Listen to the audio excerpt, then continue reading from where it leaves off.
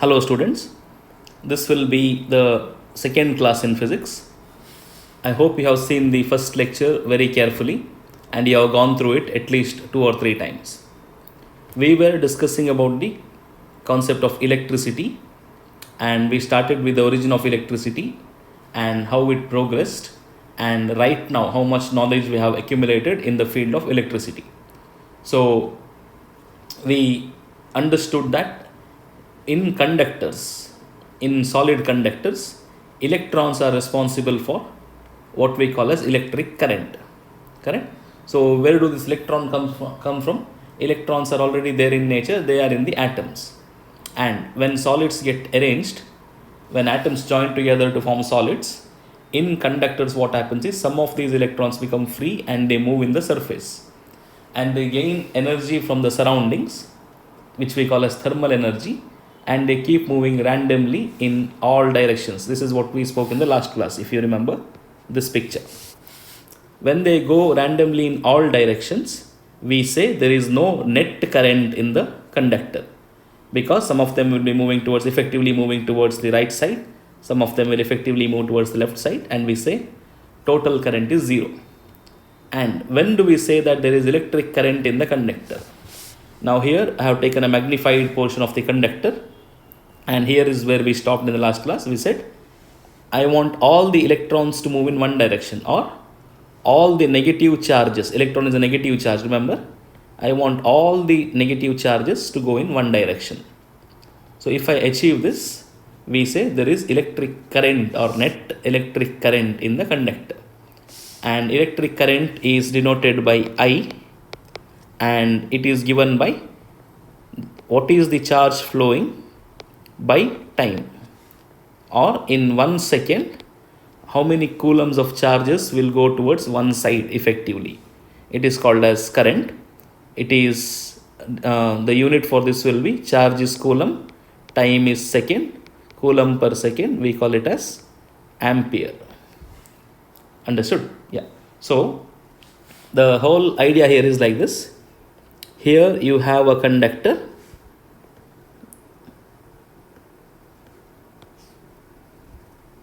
So here you have a conductor and you want all the electrons to move in one side. So all the negative charges should move in one side. And if you wait at one point and if you measure, what is the effective negative charge going, I'll write minus q here, okay? What is the effective negative charge going that side in given amount of time? Okay, time is given by t, right?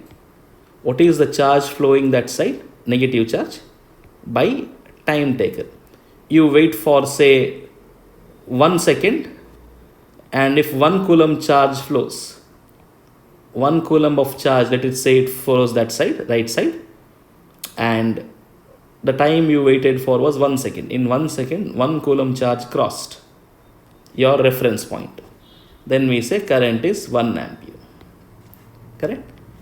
So say 1 coulomb charge went in 2 seconds. Then we say current is 0.5 amperes. So as simple as that. Total charge flowing per second is known as current. Amount of charge flowing in 1 second is also known as current. So how to achieve this electric current? How can I make all the electrons go in one side? That was the question. Understood? How can I get current in a conductor? So today we will tackle that question and we'll see how people achieved this. Originally what happens in a conductor? If I simply keep a conductor, electrons will flow in all directions. Remember the previous class, just go back and check if you have doubt. Electrons will go in all directions, and there is no effective net flow in one direction. So there we say current is 0. We want all the electrons to go in one direction so that we have some total charge flow happening in one side and in a given amount of time. So we can say there is current in the circuit, or current in the conductor, current in the conductor. Okay, now how to get this current? How to make all the electrons go in one side? Okay, so let us see that. So before we answer that question, Let us take one example. So here, let us say there is a building or a shelf, very tall building, and this is the ground. Okay, this is the ground. And here you have a water tank. Correct? Here you have a water tank. And here, let us say you have an underground tank. So here you have the underground water tank. Okay. So what you do is, you connect a pipe from the overhead tank to the underground tank like this. Understood? You connect a pipe which goes from the overhead tank to the underground tank. Or you can also do one thing. You can just connect it directly like this. You don't have to twist it. Understand? Let us say you have connected a pipe from the overhead tank to the underground tank. Fine. Now, which direction will water flow naturally? We all know the answer, right? Has anybody seen water going like this? Do you think, even if you are not seen, do you think water from the lower side will go towards the upper side now? Water which is in the lower tank, will it go and fill the upper tank? You may say, it happens in my house or it happens in my neighbor's house. Water is stored in the underground tank and it will be shifted to the upper overhead tank. Yes, maybe, but they are using what we call as a water pump. They use machines for that. I am asking naturally, without any machines, naturally, if you connect a pipe from the overhead tank to the underground tank, which side will the water flow? Any person with a simple common sense or simple observational skill knows the answer. It is always this side, correct? It is always from the upper side to the lower side, correct? If I ask you why, you may say different answer. Many people will say different answer. Some people may say it is common sense. We know everything comes from upper side to the lower side. Or some people who are into science, they may say there is gravitation. Gravitation will pull all the things down. So water also is pulled downwards. Everybody is right. That is why anywhere we see, water always goes from the upper side to the lower side. Correct? From a region where there is height to the region where there is depth. That is why we have waterfalls coming from the upper side to the lower side. Nobody has seen water going the other way around, right? From the lower part of the river bed, it does not go to the upper side like this. So always we know that anything, especially water or any object that you throw upwards or any object that you push from the upper side, it always goes towards the ground. Or water is the best example here. Naturally, water always goes from the upper side to the lower side. So if you see here, inside the pipe, the water direction movement will be like this. Correct? If I consider water as particles like this, water particles, correct? This is how it looks like when it is moving down, correct? You will not have some water molecules or some water particles, not molecules, sorry. You will not have some water particles going up the river side. You will not have some going downwards, some going upwards. You will never have like that. All the water, all the particles of that water will be going in one direction. Correct? So, what is this called as? This is called as current, in fact. But in this case, it is current of water. Or simply water current. Why? Because all the water particles are going in one direction. They are not going randomly in different directions. Some are not going up, some are not going down. Correct? So here, when we spoke about a conductor, remember, when we spoke about a conductor, in the natural state, if I imagine electrons as particles, I said they all go in random directions. Some are going left, some are going right, some are going up, some are going down. They go in all possible random directions. We say there is no current here. Current is zero. If you want current in this conductor, just like this should be taken as an example, water current. So how did we achieve this? how did we achieve water current? We took one tank on the upper side and one tank on the lower side, and we connected the pipe from the upper end to the lower end, and inside that pipe we got water current. Yes or no? So when you have a height difference, you can achieve water current, or you can get current of water, because naturally water will always come from the upper side to the lower side. So the question here is, we will see this movement of water and we will get some inspiration to understand how to make things move in one direction. So let us explore this. So when we see water coming from the upper end to the lower end, they give an interesting name to this. Here they say, since this is the ground means point of reference where you are standing. Okay? If you are standing on the first floor, then this will be the first floor, this will be the second floor. If you are standing on the mud in the total ground floor, this may be the upper floor. This one may be the upper floor. Okay? So basically there should be height difference, that's all. Ground means you need not imagine surface of earth only, mud and all that. Any two height difference you can imagine. So this is what we call as ground. This is what we call as a height. Correct? Okay. So in physics, with reference to the ground, they say at the ground, potential energy of any object is zero. Potential energy is zero. And when you go to a height h from the ground, there is high potential energy. Potential energy is high here. Understood? In the ground, potential energy is zero. If you go to a height h, potential energy becomes high. So you know the equation also. In fact, if I take certain mass of the object or water or whatever, at the height it will be, potential energy will be mgh. I'm sure you have heard about this.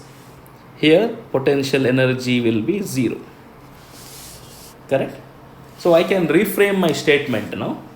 Water moves always from the region of higher potential energy to lower potential energy. So what others said earlier, they are also right. I told you, some people would say it's common sense, things always come from the upper side to the lower side. Yes, it is correct. Waterfalls happen from upper end to the lower end. Correct. That is why it is called waterfall, in fact. Right? Water always naturally comes from the overhead tank to the ground. It won't go the other way around. Correct? So naturally this is how we can say in layman terms. In scientific words, if I have to say, in the words of science, I can put a statement like this. Water always flows from a region of higher potential energy to the region of lower potential energy. Or simply I can say it flows from a region of higher potential to a lower potential. Or in other words, there should be a potential energy difference.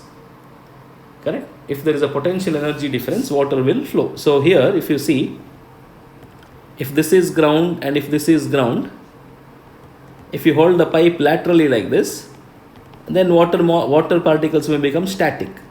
They may not move that side also, this side also, if you keep it static like this, naturally.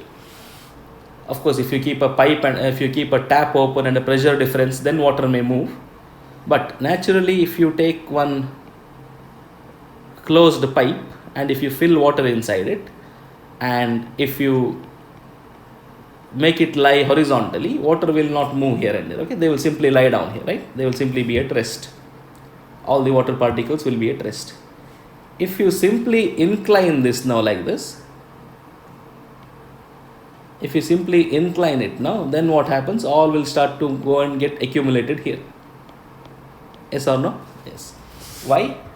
Because now from the upper end to the lower end, there is a height difference. And what happens when there is a height difference? There will be a potential energy difference. And whenever there is a potential energy difference, water will move from the region of higher potential energy to the lower potential energy. Correct? Yes. Now what we can learn from this? So coming back to electricity, if you have a conductor this is the part of that conductor which we were taking as an example always.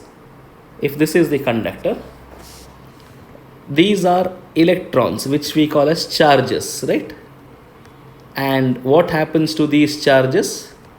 Naturally, they are all moving in all possible directions randomly. Some are moving left side, some are moving right side effectively, and they are all moving in all random directions. Correct? Now, how to make all of them go in one side, all of them go in one direction?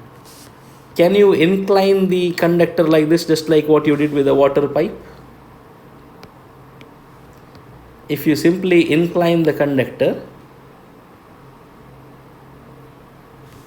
okay, if you simply incline it like this, do you think now the electrons will move in one side only? Definitely not. This is wrong. This will never happen. Okay, because electrons will not fall under the gravity. They are extremely small to experience gravitational force. So you cannot create a height difference between the ends of the conductor and achieve electric current. It is impossible. So this particular idea is foolish and funny also. Correct? If you hold the conductor flat, there is no current. If you simply tilt it, there is current. Then our world would be totally a different place then, right? Simply tilting the conductor, if it had given electric current, then any metal which you hold in your hand, if you simply tilt it, then you should have experienced electric shock, or you should feel the current going through your body then, right? So it never happens. So this idea is wrong. So that is not how you create energy difference. Okay, height difference will never give or never make the electrons or charges go in one side. So what you should have then? You should have what we call as potential difference or electric potential difference. Not gravitational, instead it should be electric potential difference, which we call as, remember the term which you all know, voltage. Understood? First term is very clear for you now, right? We were using this many times throughout our lives, but we get a clear idea now what it is. You should have between the ends of the conductor, if this is end A and if this is end B, between these two ends there should be a potential difference. Correct? Just like water tank, this is the pipe, correct? And this is the lower end of the tank. This end of the pipe is A, this end of the pipe is B. There was a potential difference. How? Because of the height difference. This happens in water. Now what happens? Water will move in one side. Correct? But in conductors, it does not happen that way. In conductors, electricity or charges will not flow from end A to B just because you have created a height difference. Height difference does not matter. Instead, what you should have is a potential difference, electric potential difference, which we call as voltage. And who gives this potential difference? There should be a potential difference between A and B. Then all the charges will move in one side. And that potential difference is given by what we call as a battery or a cell, invented by Alessandro Volta. So in his honor, we call it voltage. So you have to have a cell or a battery or a socket and all those things which you have at home. They do the same thing. They give potential difference between the ends of the conductor or ends of the gadget or equipment that you're using. So what exactly is potential difference and how does that potential difference give rise to current? All those things we will learn eventually, and most of that you will learn in grade 12. So right now what we are going to learn, we only learned this much now. Electric battery or a cell is capable of giving potential difference between the two ends of the conductor, and once you attach two ends of the conductor to the ends of the battery, you will have electric current flowing through the conductor. And once you connect it to a battery, you have achieved electric current. Instead of electrons going in all random directions, moment they are connected to a battery, they will all go like soldiers in one direction, same direction, in a disciplined way. Then we say we have achieved electric current. So let us proceed. Okay, so what exactly is a battery and how it was constructed and who constructed it? As I told you, Alexander Volta. How was it developed and how exactly does it give the potential energy difference? How it will create a situation just like what was there for water. For water, what was the situation? Upper end and the lower end. There was a height difference and gravitational force pulled the water down and we got water current. Just like that, there is a mechanism to create a similar situation for conductors and for electrical charges. Just like pipe and water, we have a situation here where there is conductor and charges, that is electrons.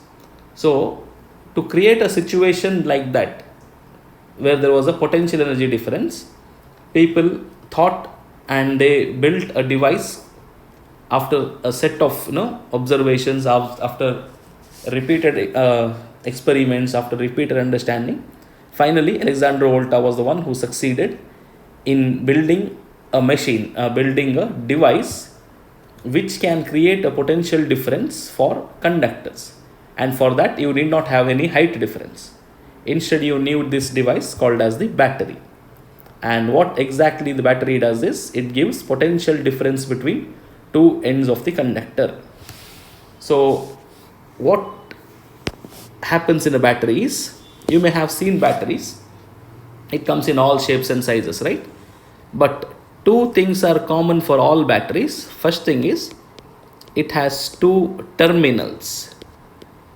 Two terminals means it has two ends, correct?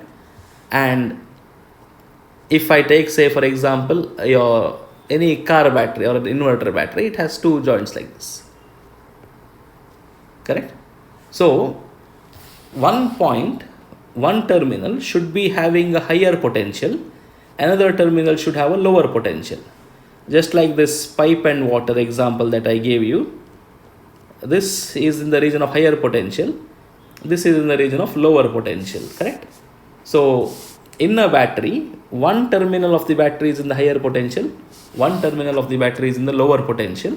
That higher potential one, we will call it as the positive terminal, and the lower potential one has got a name which we call as negative terminal.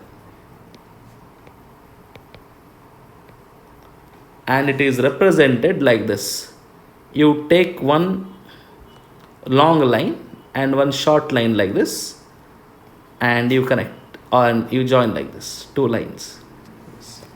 This is the symbol of a battery or a cell, in fact. So the longer one is called the positive terminal and the shorter line is the negative terminal. Okay, and I will represent a diagram here. Okay, this is how I represent the whole thing now. Just see, these are electrons present in the conductor. Okay, this is the portion of the conductor that I have selected, and this is just a representation. Here you have a battery which is the positive terminal and this is the negative terminal, and this diagram shows that you have connected the positive terminal to the side A of the conductor and negative terminal to the other side of the conductor. And now what happens? You have achieved potential difference between these two ends, A and B. Now have what we call as V. I will write this V as potential difference. Just like height difference for water, you have potential difference for the battery, and that potential difference can be measured just like height can be measured. You say 5 meters, 10 meters, 15 meters. For battery also you have potential difference, and that potential difference is measured by volts. We say 5 volt, 10 volt, 20 volt, etc. These are all potential differences. So you can have batteries or series of batteries, or recently in modern days you have knobs for the battery to turn the voltage. If you turn the knob, you will get 5 volts. If you turn the knob further, you may get 10 volts. You turn the knob further, you will get 20 volts. So that is represented, later on I'll tell you that it is represented by a variable cell like this. So if I represent a battery like this, it is called variable. That means you can vary it. I'll tell you that later. Now let us not worry about it. So basically, if you create a potential difference using a battery and connect it to the conductor, now what happens is these electrons will not move in random directions like this. All this is not possible now. This will happen before you connect it to the battery, naturally. Naturally, this is how electrons will look like. But the moment you have connected it to a battery, everything changes. Now what happens to these electrons? Correct? The charges will move from a region of higher potential to a lower potential. Now which is the higher potential region? A, correct? Which is the lower potential region? B. Why? A is connected to positive terminal, B is connected to negative terminal. So A is in the side of the higher potential, B is in the side of the lower potential, which we call as electric potential difference. Now there is an electric potential difference between A and B. So just like water flows from a region of higher potential energy to a region of lower potential energy, that is from top to bottom. Water always goes from up to down, region of higher potential energy to lower potential energy. Here electric charges should move from region of higher potential to lower potential. So what do you think now, where the electrons will go? Listen carefully here. You may think electrons will all start to move now from a region of higher potential to a lower potential, correct? Like this. But there is a small difference here. When I say charges, when I say water molecules, there are only one water particles coming from upper side to the lower side. All water particles are same, correct? Identical. When I say charges move from a region of higher potential to lower potential, we mean positive charges, correct? Positive charges go from a region of higher potential to lower potential. Negative charges have the other way around. Negative charges always go from the region of lower potential to higher potential. So the direction what we wrote was wrong here. Since electrons are responsible for conduction or electrons are responsible for electricity or conduction of electricity in conductors, electrons are negatively charged particles. So the moment you create a potential difference, all the electrons will start to move from a region of lower potential to higher potential. If electrons were positive charges, it is not, in fact, we have already named them as negative. If electrons were positive charges, then it would have been right. It would have gone from the region of A to B or higher potential to lower potential. But here, since electrons are negative charges, they go from B to A, that is from the region of lower potential to higher potential. Now it doesn't matter if it goes the other way around, we still have electric current. Why? Because all of them are going in one side. Now again, if you wait here at your check post and see, are charges moving towards one side? Yes. For a given instant of time, in 1 second, how many charges are going? You calculate, you get Q by T, which we call as I, which we call as current in amperes. Now all of a sudden, when you connect it to a battery, you have electric current. Understood? Number of charges passing past a given point in 1 second is what we call as electric current. So now comes the most important part in this. Since electrons are having negative charges, you may get a slight confusion here, right? Because water, there is no positive and negative water. There is only one kind of water. So what happens? It goes from the region of higher potential to lower potential naturally. Positive charges would have gone from a region of higher potential to lower potential, but negative charges is going in the opposite side. They go from a region of lower potential to higher potential. So people came for a conclusion and they went for what we call as a convention. Convention means, see now here I said there is current. Understood? So now let me not draw the electrons, let me just draw a conductor. You understood, no, what happens to electrons? Since there is a potential difference, since they are negative charges, they will all move in one direction. That is from a region of lower potential to higher potential. Now if I have connected this to positive terminal of the battery, if I have connected this end to the positive terminal like this, and this end to the negative terminal like this, correct? Now we say this is the conductor. This is just a representation indicating that A is connected to positive terminal and B is connected to negative terminal. Okay. Now since you have connected this to a battery, there is current in this conductor. Yes or no? Yes. So current has got a direction. Okay. So we should say whether the current is going from A to B or B to A. So is this the direction of current I, or is it the opposite side like this? Understood? Yeah. Now imagine, this is a very important point, listen carefully. Who is responsible for current in the conductor? Electrons. Remember, electrons. Yes. Now which direction electrons will move?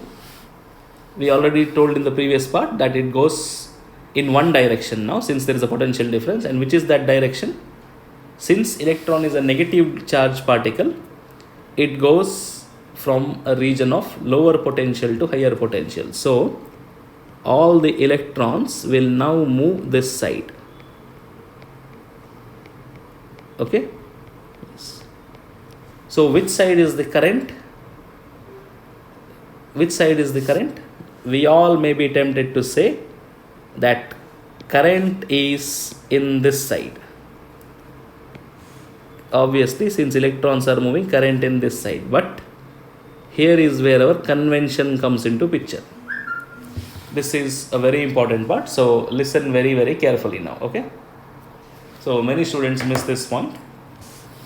So this is not the direction of current. Understood? Because since electrons are negative charges, they move from the region of lower potential to higher potential.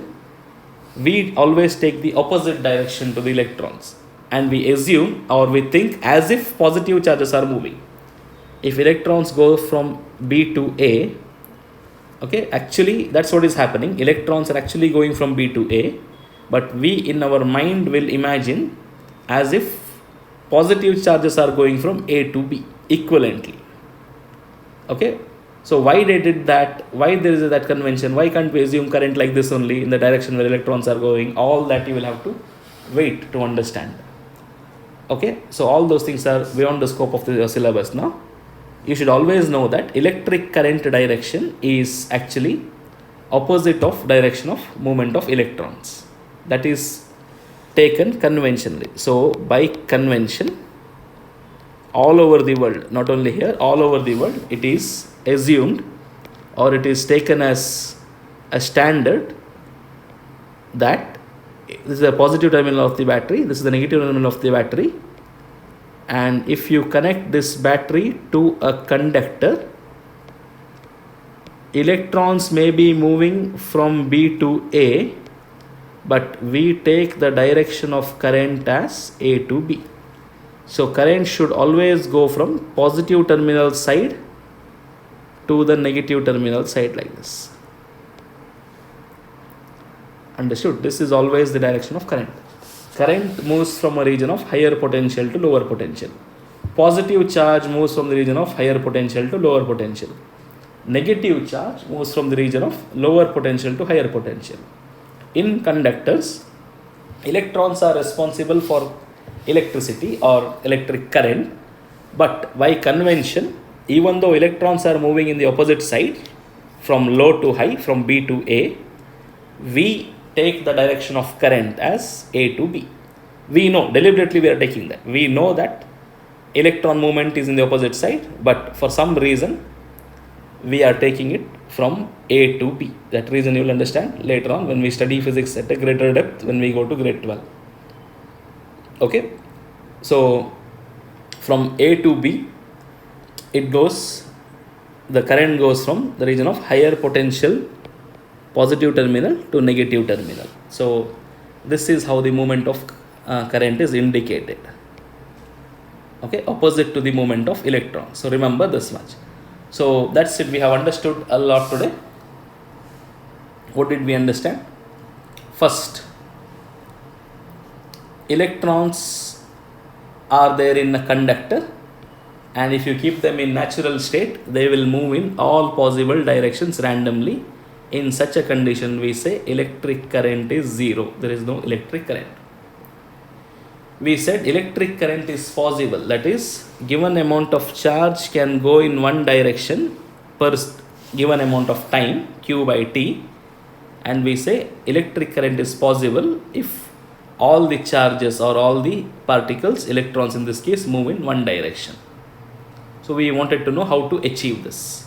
So we took an example in nature where water is filled inside the pipe and it is allowed to lie down like this. We see water will not move anywhere, left or right. Then if I simply incline it, then water starts to move from the upper end to the lower end. The best example is this tank. One pipe, if you connect from the overhead tank to the underground tank, water always goes from overhead to underground. And we see in this picture that all water particles or water lumps or whatever you want to consider, entire water is coming from upper end to lower end. You will not have any portion of water going from lower end to the upper end, right? It is always from top to bottom. In language of physics, we say it always comes from the region of higher potential energy to lower potential energy. So that is our inspiration.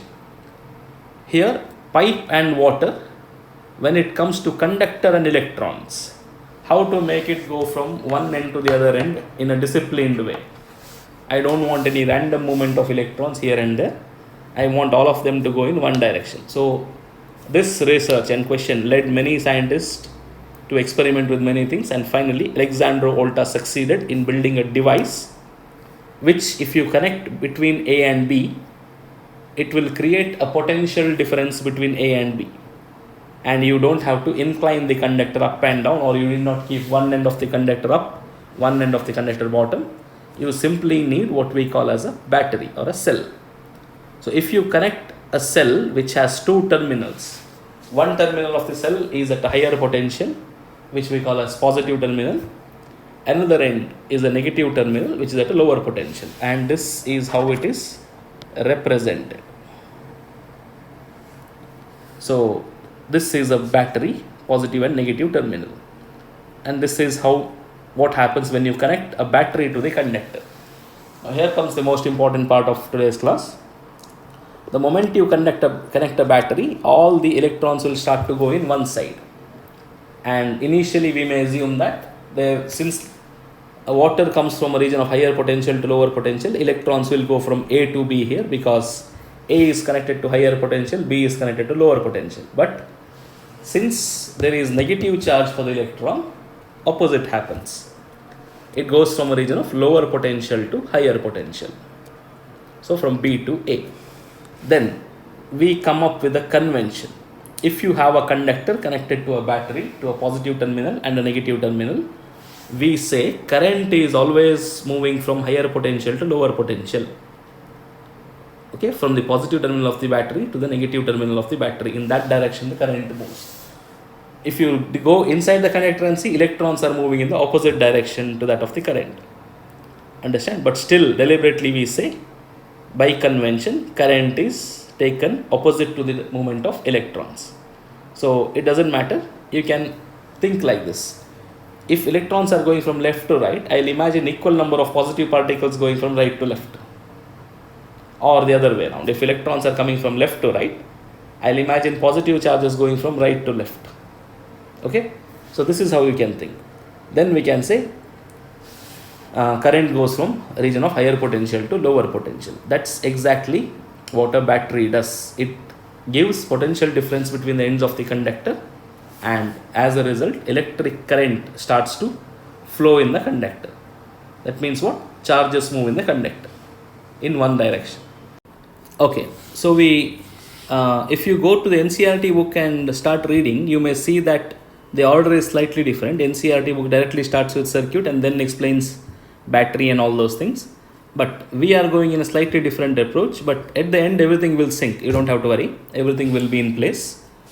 This method, what I have followed right from last class and even today's classes, better for you to understand the concept very strongly so that you will never forget and you will never face any difficulty in any of the examinations that you are going to write.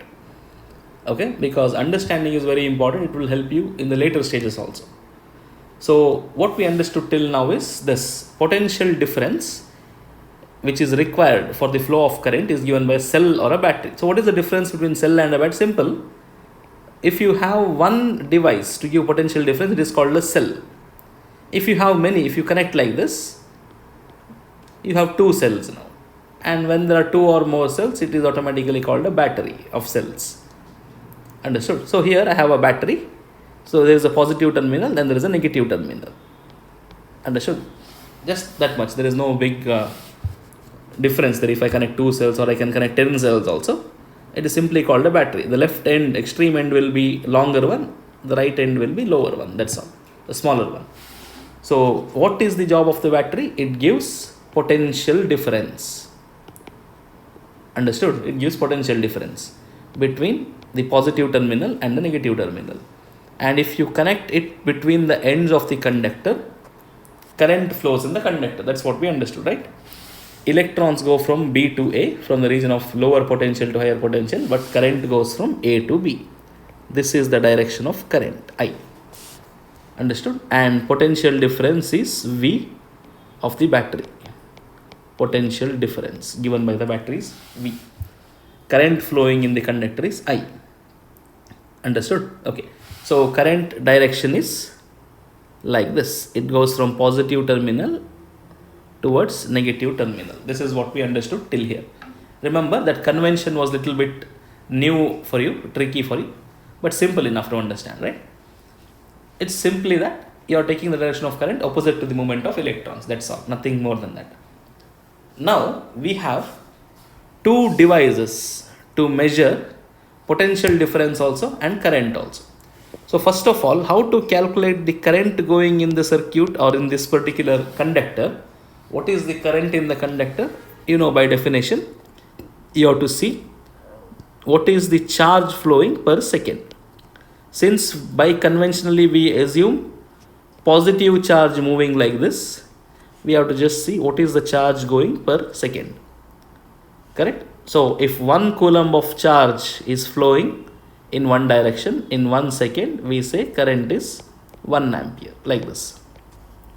So current can be very high in the conductor and could be very low also. It can start from, say, if it is 10 power minus 6 ampere, we call this as microampere. 10 power minus 3 amperes, we call it as milliamperes. Our typical laboratory equipments and all those things will carry current in this range, okay, which you find in your school laboratory, microampere, milliampere and all those things. And bigger devices which we have in home will have in the order of 1 to 2 amperes or 3 amperes. Okay, so for example, then 20 amperes would be a very big current. Understand? Okay, so unit of current is amperes. It is represented by this equation Q by T, charge flow per second. What is the amount of charge passing a given point per second in a conductor? It is called as current. And current direction is always given as from positive terminal of the battery to the negative terminal of the battery. Understood? Okay. Now we have two devices to measure the things. One thing is current. So current, the unit of current is amperes, and it is measured by a device called ammeter. Ammeter is a device which looks like this. You have it in your lab, you can see. there is a pointer here, analog one, digital ones are also there. There is a needle like this, and here it is marked,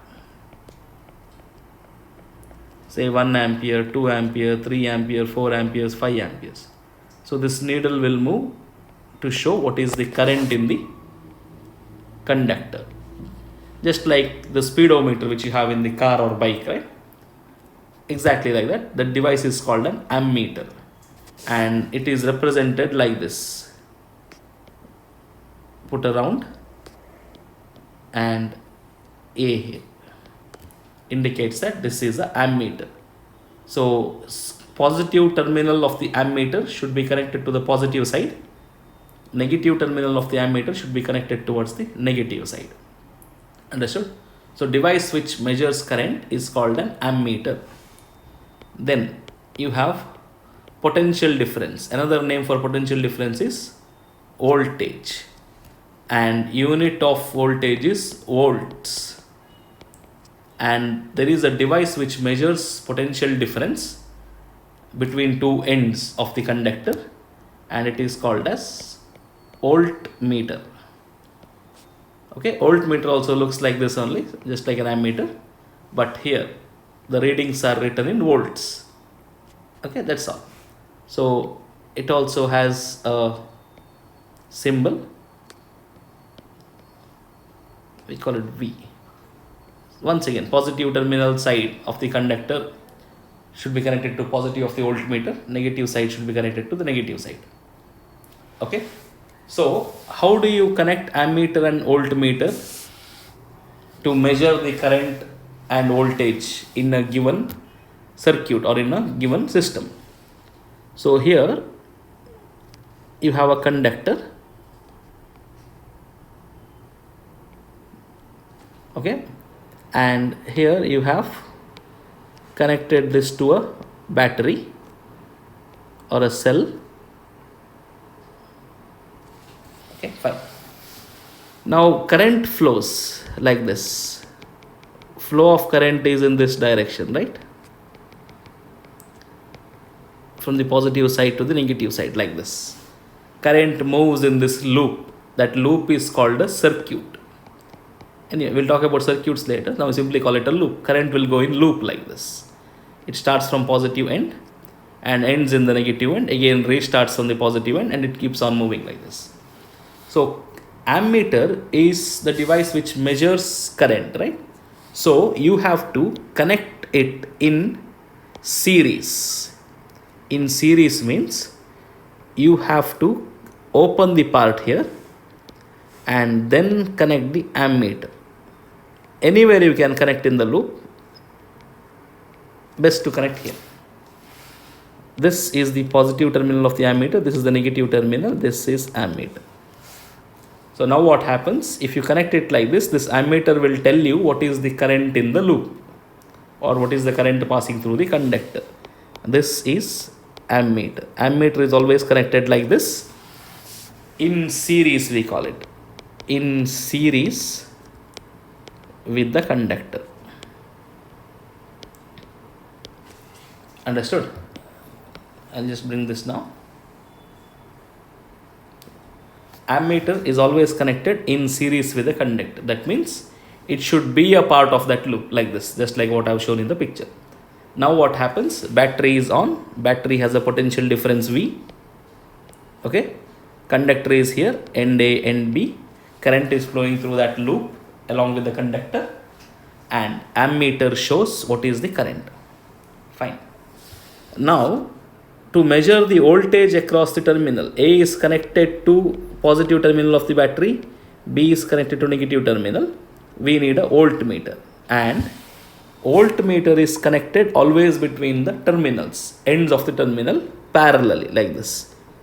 You don't have to cut open the circuit and fix it like ammeter. In fact, you should not do it. You should do it like this. Positive terminal you connect to the positive side, negative terminal you should connect negative side. This is known as parallel connection. So voltmeter is connected like this. Connected parallel to the conductor. So now what happens is very simple.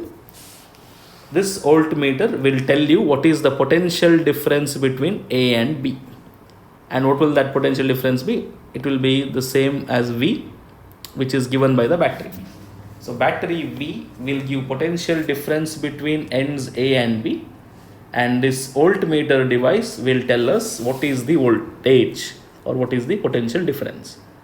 And moment there is a potential difference, current will flow through it like this, and a device called ammeter will tell us what is the current. So this measures in amperes and this measures in volts. Understood? Very simple. A conductor conducts electricity, and to conduct electricity it requires a battery. Once you connect it to a battery, current will move from higher potential to lower potential, or from positive side of the battery to negative side of the battery. Then you have two devices to measure current and potential difference. Current measuring device is called ammeter, and it should be always connected along the loop. It should be in series with the conductor, and it is known as ammeter. And the voltmeter, the device which measures voltage, is always connected parallel to the conductor or parallel to the battery. This is called as parallel connection, and this is how you measure potential difference. You should not join the voltmeter like ammeter along the circuit. That will be wrong. Voltmeter should be always used to touch the end terminals and see what is the voltage between those 2 points, what is the potential difference between those 2 points, whereas ammeter should always be along the loop of the conductor to see what is the current in the conductor. Understood this much? Yes. So if you understand this much, we can very soon progress with the next part of the topic. All other things will be very easy in this chapter. Understand? So the basic concept you have understood, which is what is current, what is electricity, what is current, what is meant by a conductor, and how to achieve electric current in a conductor, and what are the things required for us to do that. So I hope you have understood this much. Just go through this once again very carefully. Okay. Alright, now I will tell you one important definition which is very, very important for examination. So listen carefully. There are two devices here, right? Ammeter and voltmeter. What will ammeter do? It measures current, correct? And what is the unit of current? Ampere. What will the voltmeter do? It measures potential difference, or what we call as voltage, V. So voltage or potential difference. What is the unit? Volts. Correct? Yes. So these two definitions you have to know very well. One definition you already know, that is current. When do you say current is 1 ampere, or simply saying what is the definition of ampere? What is the definition of current, or what is the definition of 1 ampere? That's the right question. When do you say the current is 1 ampere in a conductor or in a circuit or in a loop? Very simple. Definition of current is Q by T. First I will simply write 1 by 1. That means 1 coulomb by 1 second. As simple as that. So if here you have a conductor in the circuit, if 1 coulomb charge goes or crosses a given point of your reference in 1 second, then we say the current is 1 ampere. Correct, no? If 1 coulomb of charge passes a given point in the conductor in 1 second, then we say the current is 1 ampere. So who is responsible for the movement of those charges? Electrons.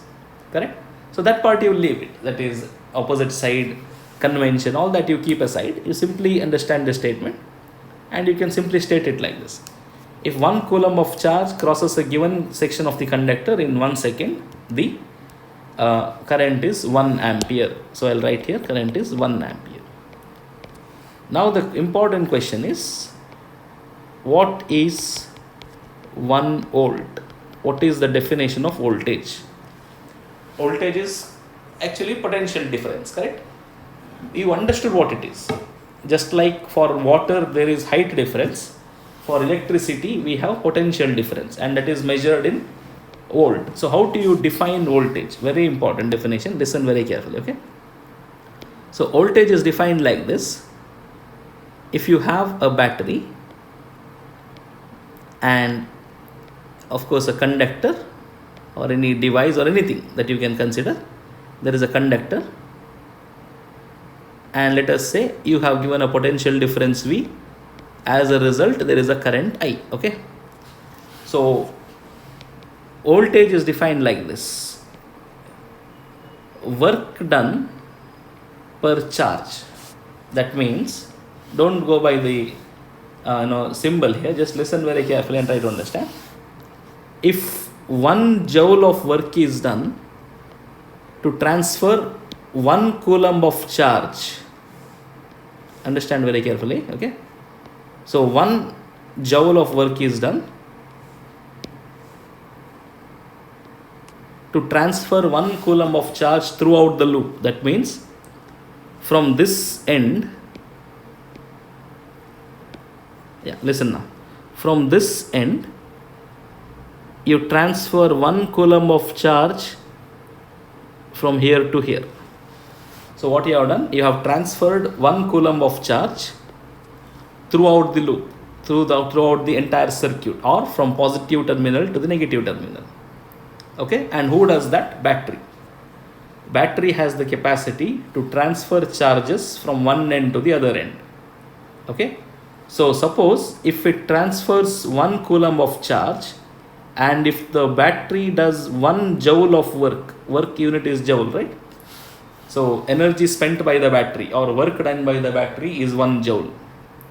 So of course, energy is required for movement of charges, because when you use battery, your mobile battery or your phone battery or anything, you can just see after some time it will not work. You have to recharge it. What is the meaning of that? We say battery is off, or battery is gone, or battery is battery is over. Correct? The meaning of that is battery has exhausted itself. It has done a lot of work, and now we have to again recharge it. So any battery should do work to move the charges continuously from one end to the other. And that means to establish current in a conductor, battery has to spend energy. Battery has to work. So unit of work is joules.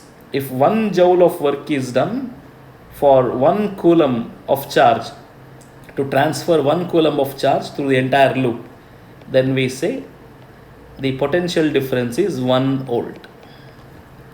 Understood? As simple as that. Potential difference, if someone asks you define potential difference, we say potential difference between two terminals is, our potential difference of a cell will be 1 volt if 1 joule of work is done in transferring 1 coulomb of charge through the entire loop, through the entire circuit. Okay, if 1 joule of work is done to transfer 1 coulomb of charge through the entire circuit, the potential difference of the battery or the voltage of the battery is called 1 volt. Similarly, what is 1 ampere? If 1 coulomb of charge passes a given point in the circuit in 1 second, we say the current in the circuit is 1 ampere. So these two are very important definitions and easy definitions. You can always remember this. What is ampere and what is volt? So today's class you have learnt a lot of things. So go through this whole lecture once again, go through this whole class once again. Start from the point where we started with the conductors and we wanted to achieve electrical current. We understood that battery is required to establish electric current. Alexander Volta built a battery and a cell. A combination of cells is called a battery. And once you connect a battery to the conductor, positive terminal to negative terminal, if it is connected, then current will flow in the conductor. Convention says take the direction of current as opposite to the direction of movement of electrons. Then we got two important devices were discovered later on, or it was invented later on. One was the voltmeter, which measures the voltage or the potential difference between the two ends or the terminals, and an ammeter, which measures current in the circuit or in the loop. So current is measured by ammeter, voltage is measured by voltmeter. Both are very important devices which you have in your laboratories now. Then at last, definition. What is 1 ampere and what is 1 volt? So this much is enough for this class.